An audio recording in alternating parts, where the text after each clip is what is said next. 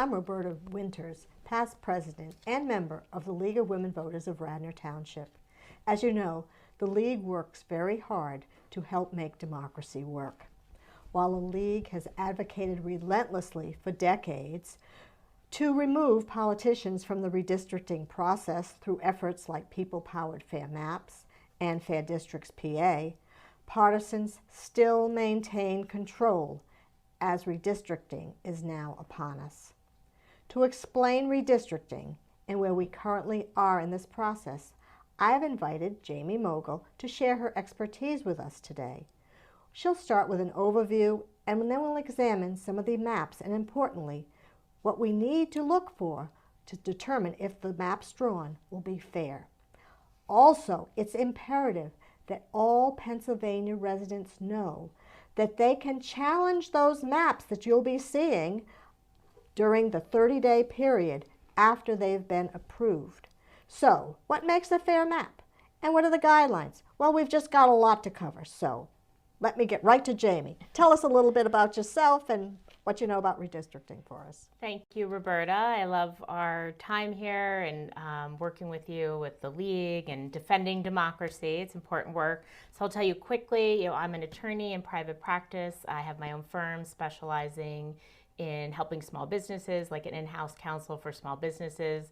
But you know me better as somebody who's been working really for over a decade to fight for voting rights and election reform and fight things like gerrymandering, and we'll be talking about that today. So it's a shame, that we're where we are.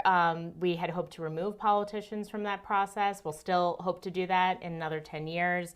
But I'll keep fighting, and whether it's with the League, I'm president of our local league, Lower Merion and Narberth now. I was on the state board.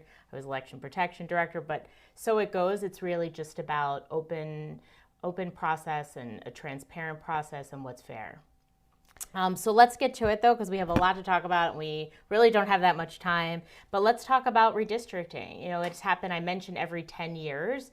And that happens with the census, the decennial census. And that comes also with a reapportionment, population. We're going to be talking about that. What does that mean? A population deviation, and we'll talk specifically in looking at some maps. So our census was delayed, COVID and other matters, some challenges to how the census was done with the past administration. But we have the information now and the mapping process has begun. So I'm just going to bring up for you, we already have it up, thanks Kevin, there for the first slide. And this is just to show you population change because reapportionment goes hand in hand with population that comes out through the census. And that's documented here. This is one of the mappers that I follow, us mapper folks, we're on there. So we know that a congressional seat is about a little bit over 746,000. So that's with apportionment. Because we have lost population, so some of the counties have grown, and you can see in this map, it's really with population shift to the southeast. So where we live, lots of growth, even Cumberland County, let's give them a shout out. But we see population is moving away from, and as it was even 10 years ago, from the north and particularly the northwest, the western part of Pennsylvania. So we'll be picking up seats here, but overall, with constitutional, U.S. constitutional requirements about reapportionment, we will be losing a congressional seat. So we'll be going from 18 to 17. So our population has grown, but it hasn't grown as much as the rest of the country. And those congressional seats, the People's House, the House of Representatives, is set at 435. So we also have our legislative maps. So we looked at the population, we see the census growth. That's also reapportioned with how our House and our state House and our state Senate maps are drawn. We know we have a bit over 13 million people in Pennsylvania. It's great. And our Senate is set at 50 seats, and our House, the largest legislature, is at 203 seats. So what will that look like? It's about almost 65,000 for a House seat and 260,000 for a Senate seat. So each state has a different process. I'm kind of running through it, but I really want people to know there's great resources online, particularly Fair Districts PA. which is a project of the League of Women Voters, all about all these resources, the things that I'm talking about, a great overview, many links for people to look at. So I'll probably be saying that a few times. But each state has a different process. So here in Pennsylvania, our congressional maps, it's like any other bill. It goes through the chambers, the House, the Senate, and then it goes to the governor, whether he signs or he vetoes. Last time around, 10 years ago, all one party went through. The public never even saw it. Actually, some legislators never even saw it, and it was signed off. And then that map we're going to talk about was challenged. Our legislative seats are a bit different. The Legislative Reapportionment Commission, so I'll be talking about the LRC, that's them. It's 2 from each of the major parties, so the House and the Senate majority leaders, the House and the Senate minority leaders, and then a 5th person who is the chair, is not a legislator, and that's Chair Nordenberg. He's the former chancellor of Pitt Law School. So a lot's happening. As of today, when you and I are sitting here, we don't have maps.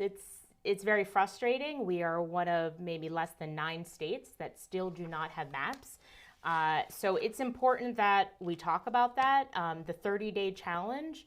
So if people take anything away from watching us today, I want to say, and I'll say it directly, you please go online. Any Pennsylvania resident, you can go online and you can look at these maps. We're going to go through it. I promise it's not that difficult. It's like doing a really fun puzzle. But more importantly, we'll talk about what you should look for. And you have the right to challenge these maps.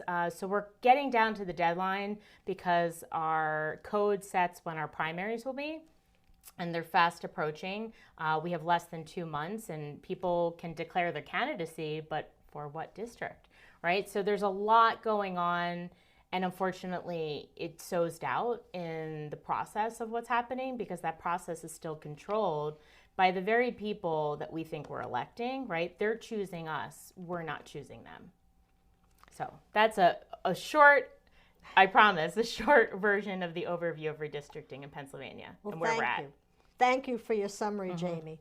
So now we know that the population has changed and there has to be some changes.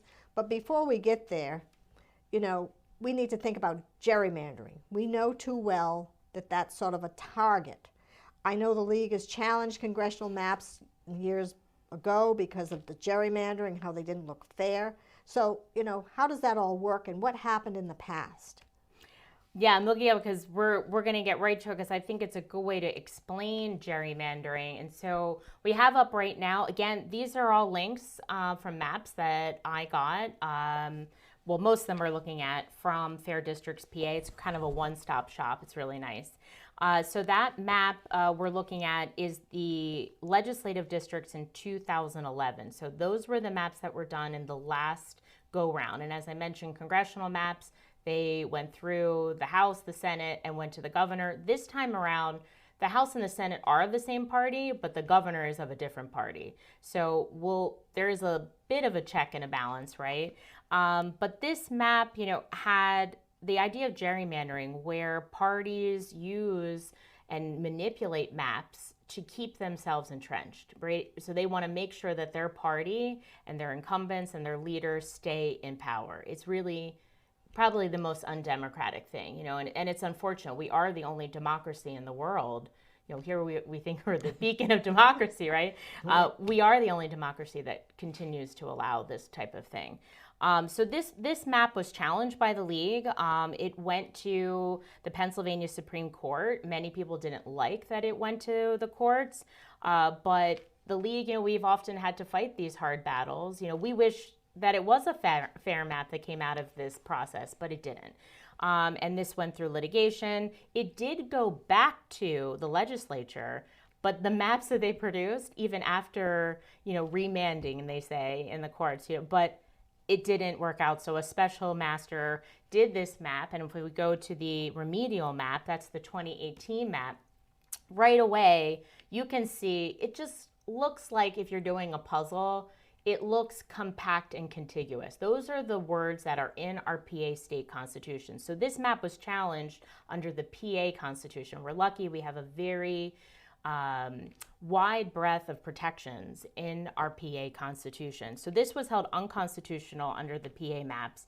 And so this redrawing really can show us what's possible, because while this does have 18 seats, and right now, as I told you, we're gonna be losing a seat, you can tell that this map has those distinctions, tries to keep counties together. You know, the southeast, the bottom right corner, it looks like they're smaller districts, but that's because there's greater population. I talked about that reapportionment that happens.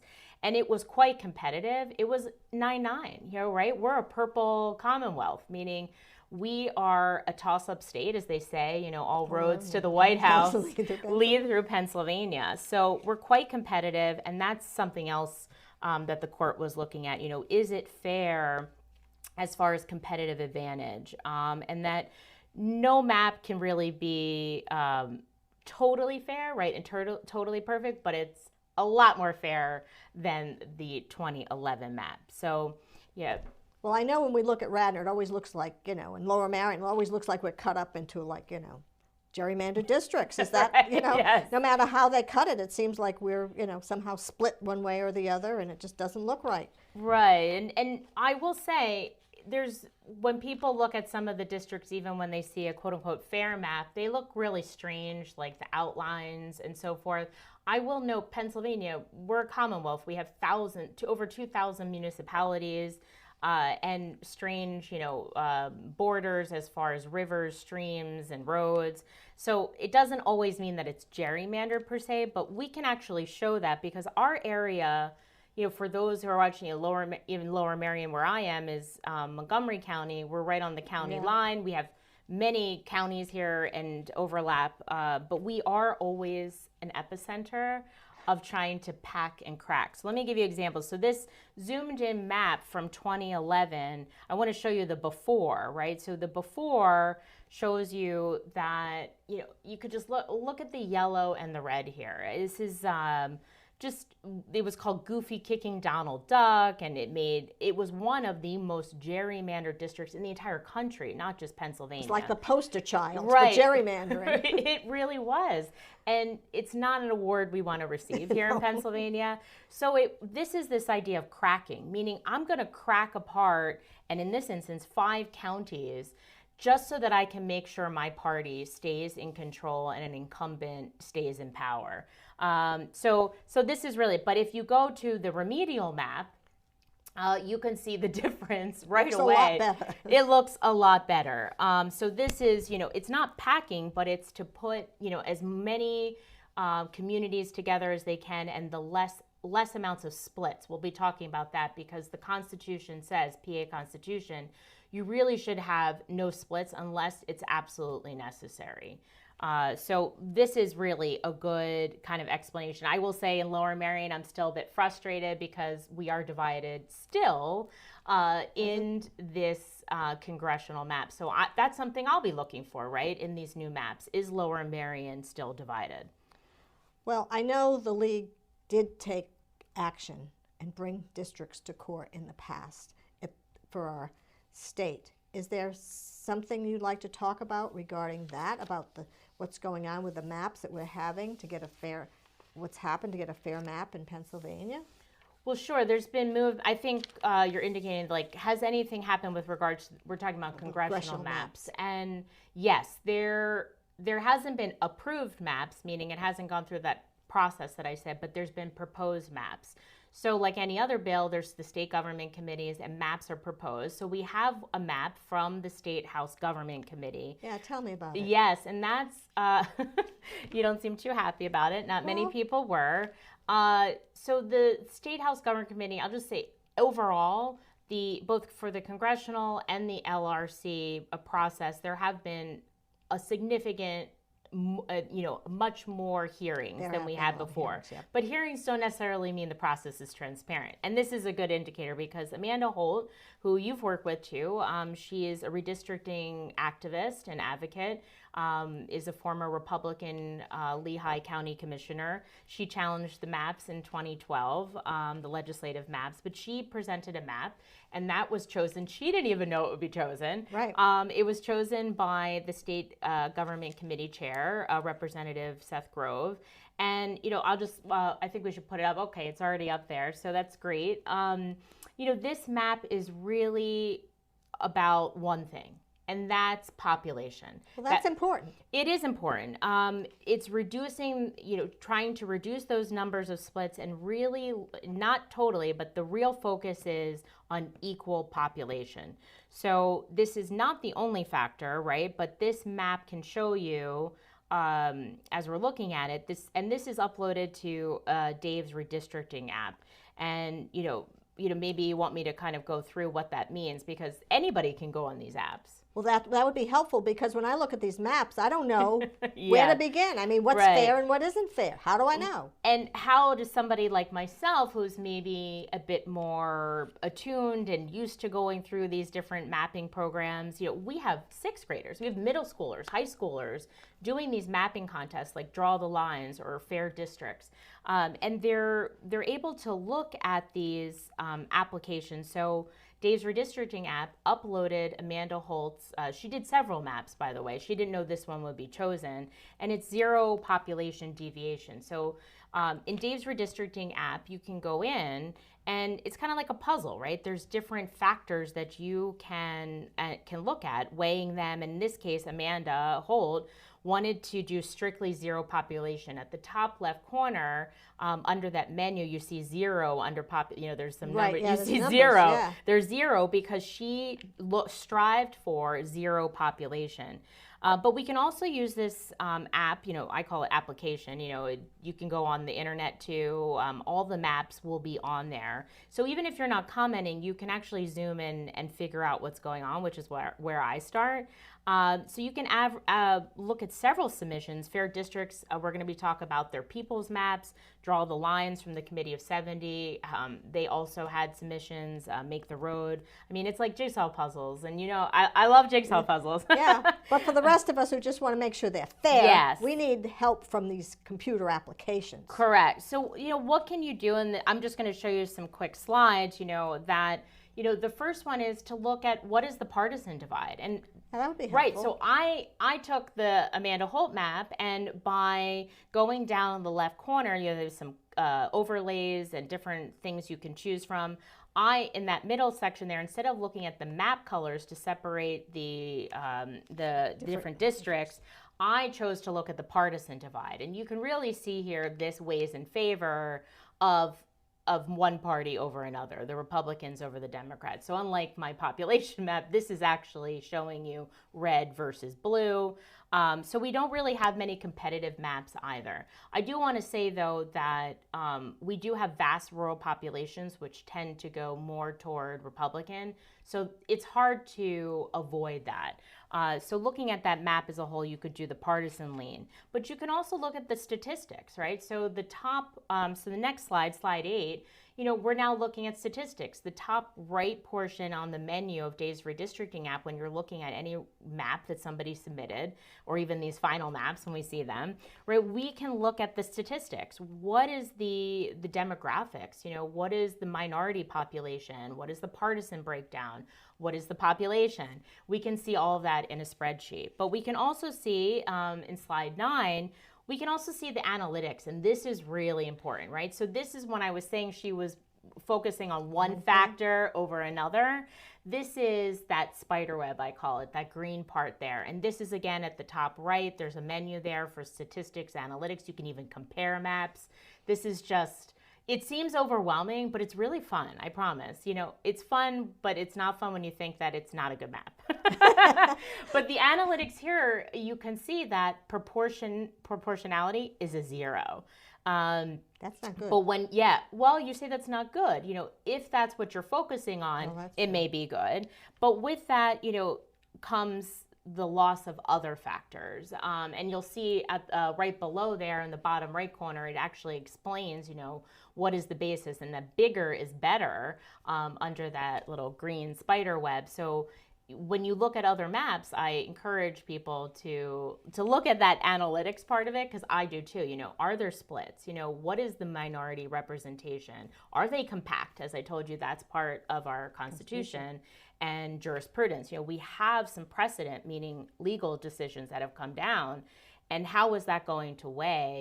And what are these legislators doing? I don't know. We're going to know. The proof's in the pudding when we see these maps, but this is a way for anybody to look at these maps, and it's fantastic. So you want to balance then all of these factors. Well, I say that, right? But Amanda Holt would say no, right? That she wants you to look strictly at 0% population deviation. Do you have any examples of some of these things on the map that might show us things like the splits or the, things like that with this map that's been proposed? Yes, Amanda Holt's map did get a lot of backlash. She participated in a hearing. This is an example of I zoomed in on that map so that people could see, and you can do this on the app yourself. The Dave's Redistricting app. There's also Districtor is another one. And this is the Harrisburg area. Traditionally, Harrisburg, Mechanicsburg, and the area is included in one district. It doesn't take a genius to look at this. You see 3 different colors right there in the center and this little hook that comes in that tan area. That this was not well received at all. However, she did keep Lancaster together, which some people did like, and again, there's a balance, but splits are important, right? Yeah. And it's not enough to say that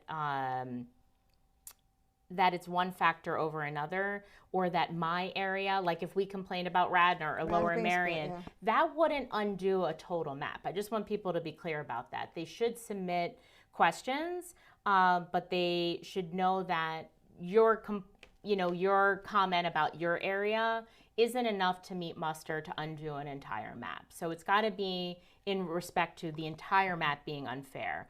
For instance, if you were packed in or split from one area to show that it hurt a community, like maybe a Latino community or historically majority minority community, that is under the federal standards illegal.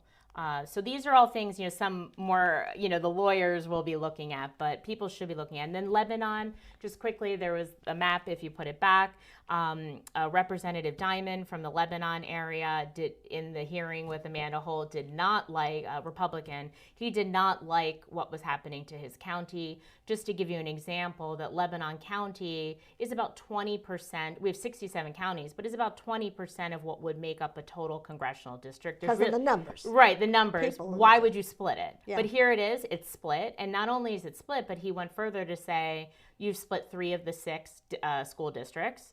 You've split the 1 4-year college in Lebanon, like right down the middle. These are things that should be avoided. So it's sort of like a domino effect. When we change one thing, it impacts everybody else in a sense. Sure, there's an action and a reaction, but there's a balance to that. Like for instance, in our area, we'll talk about, it's not unusual to have some splits because things like Bryn Mawr, right? It goes over between different municipalities, different counties. So lots of divisions happen. Yeah, because I know Radnor used to be split 3 ways. Now it's better to split 2 ways. And I guess most of these maps show it split again. And I think that's what you mentioned, that we just are the nature of the beast here. Yeah, so let's look at the current House maps, because you mentioned that you were split 3 ways. In this map, and you asked, will we be split again? And the current House map, slide 12, this is just the larger view, so people get we have 203 districts. So when you look at this, where do you go? So we need to zoom in. So that's the next slide, and that's the zoom in of our area. And I've outlined in my sketching of the pen here, but I did that on purpose so that you would see underneath are the county lines. We're in that interesting area where you could drive 15 minutes, down Lancaster and Montgomery Avenue and hit 3-4 counties. So we'll be looking at this area. I know right away I look for something like that. So your population in Radnor, you're about half of what would be the proportional 65,000.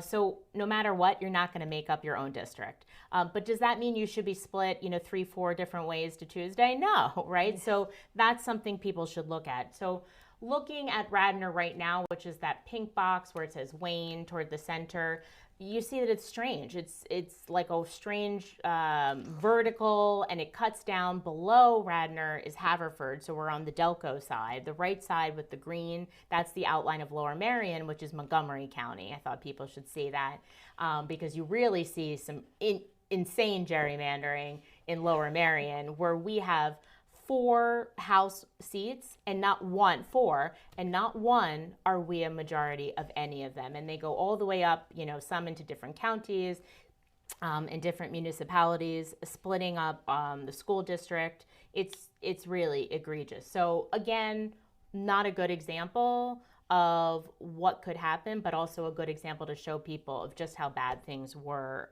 in our current district. But what about now? So this is a map that I zoomed in on. This is Fair District's people's maps. Hundreds of people, maybe thousands submitted comments, right?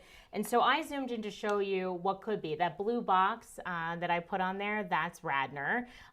Looks a lot different than the last map. Yeah, it does. Yeah, and it's not a genius, or again, it's common sense. It looks compact. The brown part that's below it, that is part of another district, that's Haverford again, Delaware County. And the green that's above it, splitting, wards and voting precincts, that includes it makes sense. It includes parts of Villanova on the right side, which is Lower Merion, Montgomery County. We talked about communities. Right. Schools. That's similar, yep. Literally the county line road goes through Villanova, and then up into Upper Merion and a little part of Tredyffrin Easttown, which is a different county. But historically, we know this is the main line area. And then look at 182. I mean, I really hope to see something like this. Lower Merion should have one, tops 2.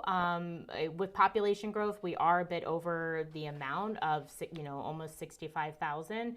But you can have some population deviation. Unlike what Amanda Holt did, you are allowed to have some population deviation under precedent, but it has to be below a certain percentage. Right now, with our current maps, 2 of the top 5 that are over population deviation are in Lower Merion. Well, wouldn't you think? So let's hope it looks like this.